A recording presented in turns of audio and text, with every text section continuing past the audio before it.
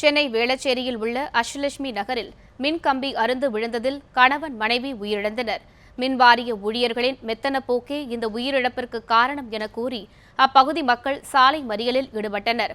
இதுகுறித்த கூடுதல் விவரங்களை அங்கிருக்கும் நமது செய்தியாளர் மதியழகனிடம் கேட்கலாம்.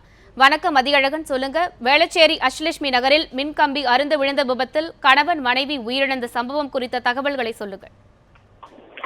சென்னை வேளச்சேரியில் உள்ள அஷ்டலட்சுமி நகரில் கணவன் மனைவி சேர்ந்திருக்கின்றனர். அவர்கள் பெயர் கருணா மற்றும் சுபா என தெரிய வந்திருக்கிறது.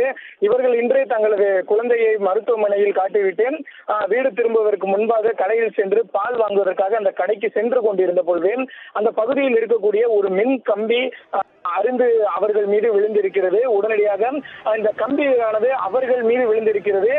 இதை கண்டு சுதாரித்துக் கொண்ட அந்த கடையின் உரிமையாளர் இரு குழந்தைகளுமே அந்த பகுதியிலிருந்து உடனே இழுத்து விட்டதாகவும் இதனால் அந்த குழந்தைகள் இருவரும் காப்பாற்றப்பட்டதாகவும் சம்பவத்தை நேரில் பார்த்தவர்கள் தெரிவிக்கின்றனர். இது அந்த கம்பி அந்த கணவன் மனைவி மீது விழுந்ததில் அவர்கள் இருவருமே சம்பவ இடத்திலேயே உயிரிழந்திருக்கிறார்கள். இதனை கண்டித்து இந்த பகுதியில் இருக்கக்கூடிய மக்கள் வேளச்சேரி 100 அடி சாலையில் சாலை மறியலில் ஈடுபட்டனர். இதன் காரணமாக அந்த பகுதி ஒரு மிகுந்த போக்குவரத்து நெரிசல் மிகுந்து காணப்பட்டது.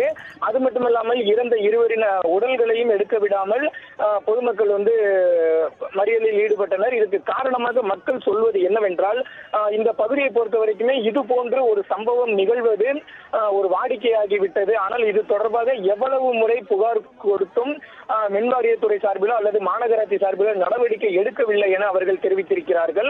கடந்த வாரம் கூட இந்த மின்கம்பி அருந்து விழுந்ததில் இந்த பகுதியில் இருந்த ஒரு நாய் ஒன்று இறந்து விட்டதாகவும் இதன் உடனே இப்ப தற்போது மழைக்காலம் என்பதால் இது தொடர்பாக விரைந்து நடவடிக்கை எடுக்க வேண்டும் என தாங்கள் கேட்டுக்கொண்டதாகவும், ஆனால் இதற்கு மின்வாரியத்துறை அதிகாரிகள் செவிசாய்த்து இதற்கு நடவடிக்கை எடுக்கவில்லை எனவும் தொடர்ந்து அதிகாரிகளின் மெத்தன போக்கு காரணமாகவே இந்த சம்பவம் இன்று 2 உயிர் பலியாகி இருப்பதாக சம்பவத்தை நேரில் பார்த்தவர்கள் தெரிவித்திருக்கிறார்கள். லலிதா, உடனே இந்த சம்பவம் நடந்த பிறகு உடனடியாக இந்த பகுதியில் மின்சாரம் நிறுத்தப்பட்டிருக்கிறது.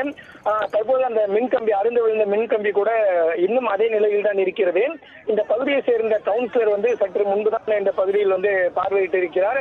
அதே போல இந்த சாலை மறியலில் ஈடுபட்ட மக்களை பொறுத்த வரைக்கும் காவல்துறையினர் கலந்து செல்லுமாறு அறிவுறுத்தினார்கள். மக்கள் யாரும் கலந்து செல்லாததன் காரணமாக வற்புறுத்தி கட்டாயப்படுத்தி அவர்கள் பொதுமக்களை அப்புறப்படுத்தினார்கள். லலிதா,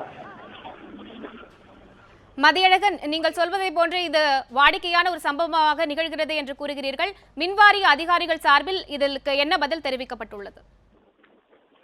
நிச்சயமாக சாலை மறியலில் ஈடுபட்ட பொதுமக்களின் பிரதான கோரிக்கை என்னவென்றால், இது தொடர்பாக இப்போதைக்கு தாங்கள் மின்வாரியத்துறை அதிகாரிகளிடம் தான் பேச வேண்டும். ஏனென்றால் தாங்கள் தொடர்ந்து புகார் கொடுத்தும் மனு அளித்தும் இது தொடர்பாக எந்த நடவடிக்கையும் எடுக்கவில்லை. எனவே இந்த இருவரது மரணத்திற்கு மின்வாரிய அதிகாரிகளை பொறுப்பேற்க வேண்டும், அவர்களை கைது செய்ய வேண்டும் என கோரிக்கை விடுத்தார்கள். மின்வாரிய தரப்பிலிருந்து உயரதிகாரிகள் யாராவது ஒருவர் தங்களிடம் பேச்சுவார்த்தை நடத்தினால் மட்டுமே இதற்கு தாங்கள் சடலத்தை எடுக்கவோ அல்லது சாலை மறியலை கைவிடவோ முடியும் என தெரிவித்தார்கள். ஆனால் அவர்களிடம் காவல்துறை அதிகாரிகள் தொடர்ந்து பேச்சுவார்த்தையில் ஈடுபட்டனர். அதன் பிறகும் மின்வாரியத்துறை அதிகாரிகள் யாரும் இந்த பகுதியில் அதுவரை வரவில்லை. இதன் காரணமாக தொடர்ந்து பொதுமக்களும் சாலை மறியலில் ஈடுபட்டு தான் இருந்தனர். ஆனால் வலுக்கட்டாயமாக காவல்துறையினர் அனைவருமே சாலை மறியலில் ஈடுபட்ட பொதுமக்களை அப்புறப்படுத்தினார்கள். அதே போல இருவர்களின் உடல்களையும் ஆம்புலன்ஸ் மூலம் ராயப்பேட்டை மருத்துவமனைக்கு அனுப்பி வைத்து விட்டனர். லலிதா.